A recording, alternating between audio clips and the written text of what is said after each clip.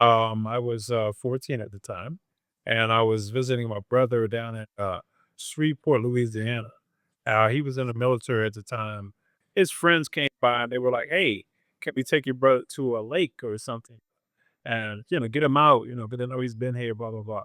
Long story short, we went to a lake called Cypress Lake, and we had a nice time. And I stepped out of my moccasins to go jump in the water or to get in the water, and that hot 90 something sand, you step in and kind of messes up your brain because you forget about where you are and all that kind of stuff. So I unfortunately I took a dive in the lake and didn't know how much water I dove into, which at that time rendered me a C4, C5 quadriplegic and complete.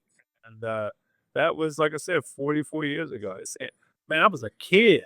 So I'm 57 now. So, Yes, dude. Thank you so much for sharing that. I was 22 when I got injured, so I was a little bit older. So, but being 14 and being a quadriplegic, no doubt you were able to experience this in school and other things. And for ones out there who may be newer to our community, who are in school right now, have school children, how was it different back then navigating through school and just friendships and just fitting in when you were yeah, younger? yeah, I'm glad you asked that because, I think, in retrospect, when I'm getting to be the older man, you have those moments of reflection. But I think the first round of friends, after you get injured, I think it's almost inevitable that they kind of fade away and go.